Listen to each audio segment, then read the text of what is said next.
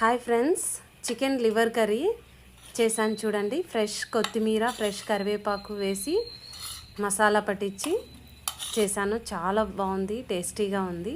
ఇది bagara rice leg చేశాను నేను. బగారా రైస్ లెగ్ చాలా బాగుంది.